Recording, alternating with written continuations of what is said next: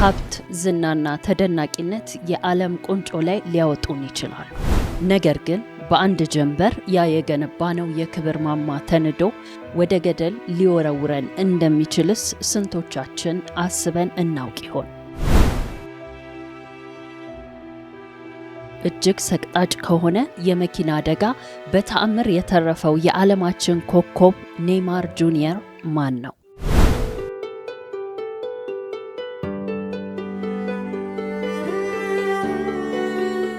ኔይማር ዳ ሲልቫ ሳንቶስ ጁኒየር የካቲት 5 1992 በብራዚል ሳኦ ፓውሎ ግዛት ውስጥ በምትገኘው ሞጊዳስ ክሩዜስ በምትባል የድሃ መንደር ተወለደ።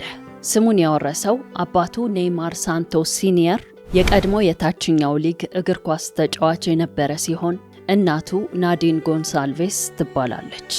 ኔይማር ራፋኤላ የምትባል የልብ ጓደኛው የሆነች ታናሽ እህት አለችው።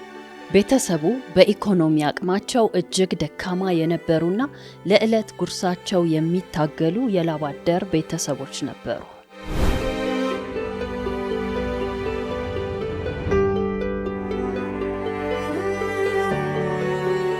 ቤተሰቡ በአባቱ አሮጌ መኪና ወደ ዘመዶቻቸው ለመሄድ ይነሳሉ። በዚህን ጊዜ ከባድ ዝናብ ይጥል ነበር። በሰዓት 50 ማይል እየተጓዙ ያለ በተቃራኒ አቅጣጫ የመጣ ፍሬን የበጠሰ መኪና እላያቸው ላይ ይወጣል። መኪናቸው ተገልብጦ ወደ ገደል ዳርቻ ተወረወረ። በአደጋው ጊዜ አባቱ ኔይማር ሲኒየር የታፋውና የወገቡ አጥንት በከባድ ሁኔታ ተሰበረ። ነገር ግን በተአምር ሕይወቱ ተርፎ ነበር። ከዚህ አደጋ በኋላ ቤተሰቡ የባሰ ድህነት ውስጥ ገባ። የራሳቸው መኖሪያ ስለሌላቸው ወደ አያታቸው ቤት ተዛውረው በአንድ ትንሽዬ ጠባብ ክፍል ውስጥ ኔይማር፣ እህቱ፣ እናትና አባቱ በአንድ ፍራሽ ላይ ይተኙ ነበር። መብራት የሚበራው በሳንቲም ስለነበር አብዛኛውን ጊዜ በሻማ ብርሃን ነው ያደገው።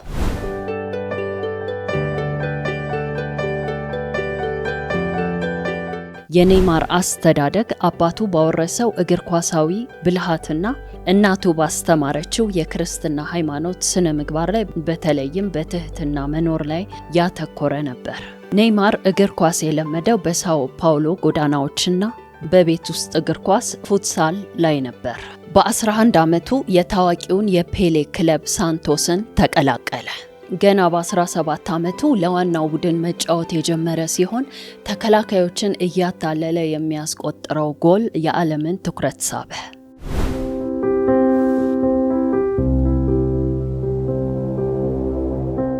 በ2011 ሳንቶስን እየመራ የደቡብ አሜሪካ ትልቁን የኮፓ ሊበርታዶሬስን ዋንጫ አነሳ። የፊፋን የፑሽካሽ ወይም የዓመቱ ምርጥ ጎል ሽልማት አሸነፈ። ከ2013 እስከ 2017 የባርሴሎና ወርቃማ ዓመታት ነበሩ ለኔይማር።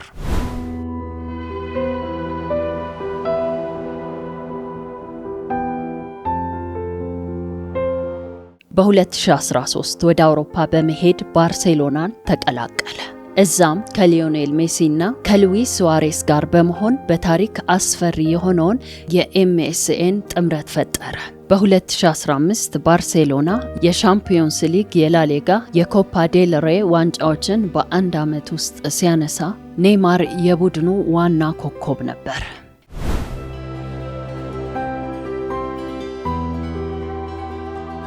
ከሜሲ ጥላ ስር ወጥቶ የራሱን ታሪክ ለመጻፍና ባሎን ዶርን ለማሸነፍ በማሰብ በፈረንሳዩ ፒኤስጂ ክለብ ውስጥ እስከዛሬ ታይቶ በማይታወቅ ከፍተኛ ዋጋ ተቀላቀለ።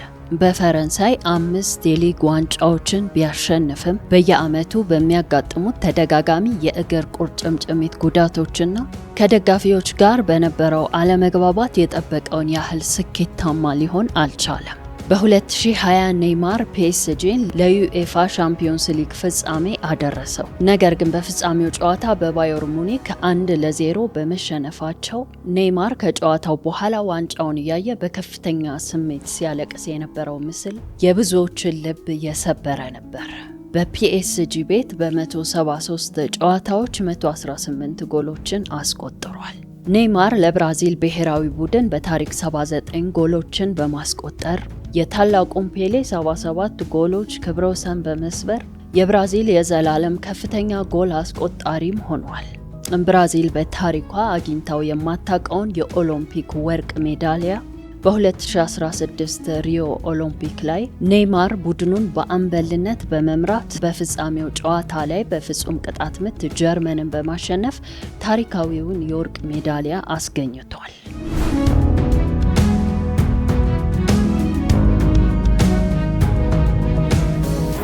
በ2014 በሀገሩ ብራዚል በተደረገው የዓለም ዋንጫ ላይ ከኮሎምቢያ ጋር በተደረገው ጨዋታ ላይ በደረሰበት የጀርባ አጥንት ጉዳት ምክንያት ከጨዋታው ውጭ ሆነ።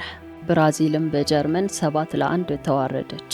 በ2022 በኳታር የዓለም ዋንጫ ላይም በሩብ ፍጻሜው በክሮኤሺያ በአሳዛኝ ሁኔታ በፍጹም ቅጣት ምት ተሸንፈው ወጡ።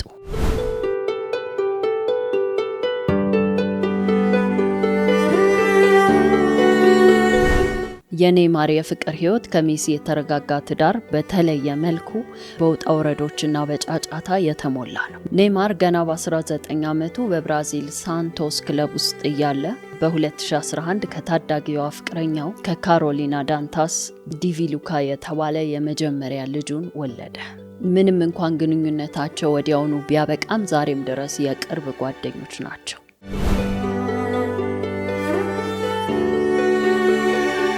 ከታዋቂዋ የብራዚል ተዋናይት ከብሩና ማርኬዚን ጋር ከ2012 እስከ 2018 ባለው ጊዜ ከ4 ጊዜ በላይ ተለያይተው ተመልሰው ተገናኝተዋል። የብራዚል ሕዝብ እንደ ትልቅ የፍቅር ፊልም ይከታተለው የነበረ ግንኙነት ቢሆንም በመጨረሻ ግን ተለያይተዋል።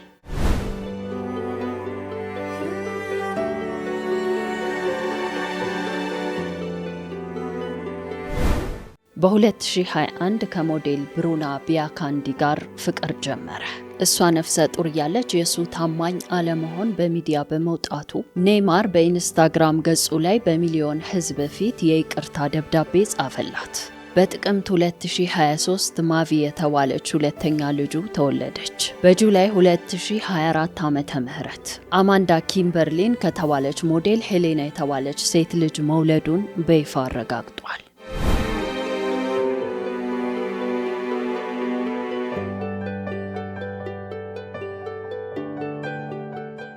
በግንቦት 2019 ናጄላ ትሪንዳዴ የተባለች አንዲት ብራዚላዊት ሞዴል ወደ ፖሊስ ጣቢያ በመሄድ ኔይማር በፓሪስ በሚገኝ አንድ ቅንጡ ሆቴል ውስጥ አስገድዶ ደፍሮኛል በማለት ከሰሰችው። እንደ እርሷ አባባል ኔይማር የጉዞና የሆቴል ወጪዋን ሸፍኖ ከብራዚል ወደ ፓሪስ እንዳመጣትና ከዛ በኋላ ያለ ፍላጎቷ ጥቃት እንዳደረሰባት ነው።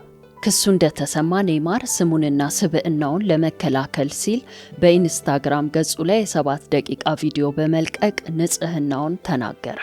የኔይማር አደገኛና ፈጣን ውሳኔ ይህ ብቻ አልነበረም። ሴትዮዋ እሱን በገንዘብ ለማስፈራራት እየሞከረች መሆኑን የሚገልጽ በመሃላቸው የተደረገውን የዋትሳፕ መልእክቶችና አንዳንድ ምስሎችንም እንደ ማስረጃነት በመጠቀም ለሕዝቡ ይፋ አደረገ። ይህ ድርጊቱ ደግሞ ያለ ሴትዮዋ ፍቃድ የግል ምስሎችን ማጋራት በሚል በብራዚል ሕግ ሌላ ክስ አስከትሎበት ነበር። ነገሩ በዚህ ብቻ አላበቃም። ይበልጥ እየተወሳሰበ ሄደ። በሆቴሉ ክፍል ውስጥ በድብቅ የተቀረጸ የ7 ሰከንድ አጭር ቪዲዮ ተለቀቀ። በቪዲዮ ላይ ሴትዮዋ ኔይማርን ስትመታው እሱ ደግሞ እግሩን በማንሳት ራሱን ለመከላከል ሲሞክር ይታያል። ይህ ቪዲዮ የኔይማር ደጋፊዎችን ሴትዮዋ ሆን ብላ ልታጠምደው የፈለገችበት ሴራ ነው እንዲሉ አድርጓቸዋል። የብራዚል ፖሊስና አቃቤ ሕግ ለሳምንታት ጉዳዩን በጥልቀት ሲከታተሉ ከቆዩ በኋላ የሚከተሉትን ነገሮች አረጋገጡ። በሴትዮዋ አካል ላይ የተገኘው የጭረት ምልክት ከምታወራው ታሪክ ጋር አልገጠመም። ሴትዮዋ ዋና ማስረጃ አለኝ የምትልበትን ታብሌቷን ለፖሊስና ለአቃቤ ሕግ ለማሳየት ፍቃደኛ አልነበረችም። በኋላ ላይም ታብሌቱ ከቤት ተሰረቀ በማለት ተናገረች። በመጨረሻም በኦገስት 2019 የብራዚል ፍርድ ቤት በቂና አስተማማኝ ማስረጃ የለውም በማለት የኔይማርን ክስ ሙሉ ለሙሉ ዘጋው።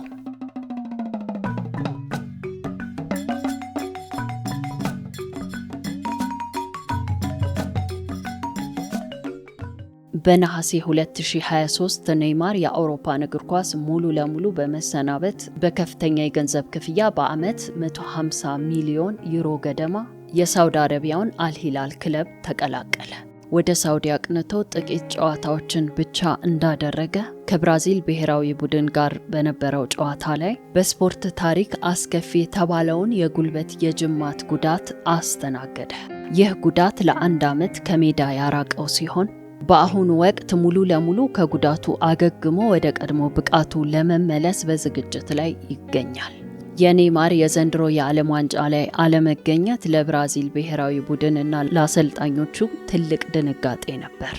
ቡድኑ የፔሌን የዘላለም ጎል አስቆጣሪነት ክብረ ወሰን የሰበረውን መሪያቸውንና ስነ ልቦናዊ ምሰሷቸውን በማጣቱ በቲክታክም ሆነ በሜዳ ላይ ባላቸው መነቃቃት ላይ ትልቅ ክፍተት ፈጥሮባቸዋል። ኔይማር በ2014 በሀገሩ ብራዚል ላይ በተደረገው የዓለም ዋንጫ ላይ በጀርባ አጥንት ስብራት ጉዳት ምክንያት ከሩብ ፍጻሜ በኋላ ለመውጣት ተገዷል። ያው በዘንድሮ ደግሞ እንደሰማችሁት በጉዳት ምክንያት ሙሉ ለሙሉ ጨዋታው ላይ አልተሳተፈም። ለኔይማር የዓለም ዋንጫ ማለት የተሰበረ ህልም ነው።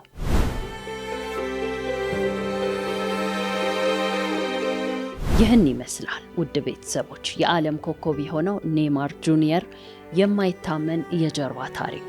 እናንተስ በኔይማር ታሪክ ላይ ምን ሐሳብ አስተያየት አላችሁ? እንደተለመደው ሐሳባችሁን በኮሜንት መስጫ ሳጥኑ ላይ እንድታሰፍሩልኝ፣ እንዲሁም ቪዲዮን ላይክ ማድረግ እንዳይረሳ፣ አዲሶችም ሰብስክራይብ በማድረግ የቻናላችን ቤተሰብ ሁኑ እያልኩኝ በሚቀጥለው በአዲስ ፕሮግራም እስካገኛችሁ ባይ ባይ።